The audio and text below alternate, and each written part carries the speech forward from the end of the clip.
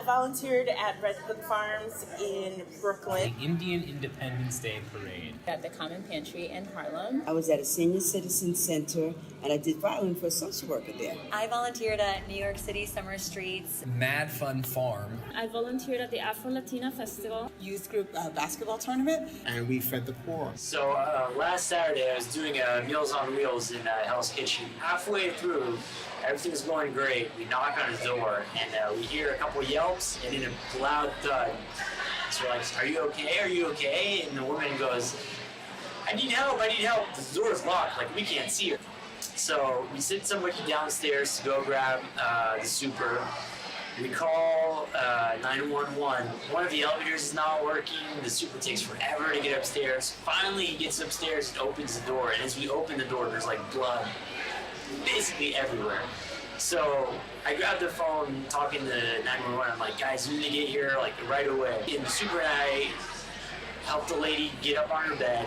And she's got this huge gash on her hand. So I'm acting cool, but freaking out inside. And anyhow, we grab a bunch of paper towels, put it on her hand.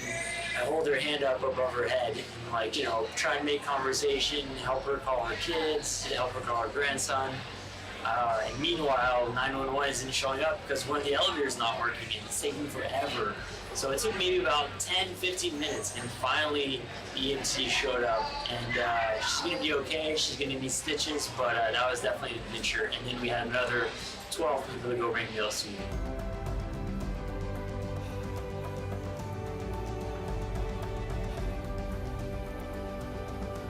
Sometimes you just gotta pick up trash, and that's awesome. I had no idea there was a farm in Brooklyn, so I literally was shoveling compost. It was a lot of hard work, but it was a lot of fun. While the downpour was occurring, people were still thanking me for being there and helping to direct traffic. We actually worked alongside some high school interns who were local to the area. They were teaching us a lot about the different plants, the agriculture, and at the same time we were able to teach them a little bit more about the workforce and what they could expect getting ready to apply for college. Met a few people that wanted to learn more about their heritage. And so they didn't have any clocks, so I kept the score and the time. So I just shouted out kind of how much time was left. And I actually had a really great time. Making contact and touching the lives of people that quite often a lot of people don't want to touch. It's a camp for kids with special needs.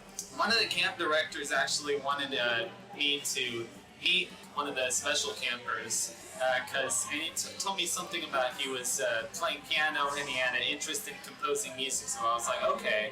This kid stops by, he starts telling us about Peter and the Wolf, and he's not very verbally communicative, but he's using the piano and he's saying duck, and he plays this little melody, grandfather, wolf, and I'm like, hey, I know that piece.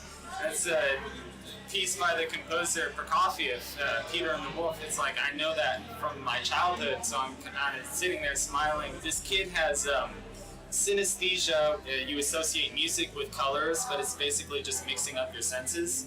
So he has like acute perfect pitch where he's mapped out the 12 notes of the scale and he sees a specific color along with each of them. So I'm sitting down at the piano and just for fun, I start playing a little bit of the original Peter and the Wolf. He starts walking around and kind of telling me, do this character.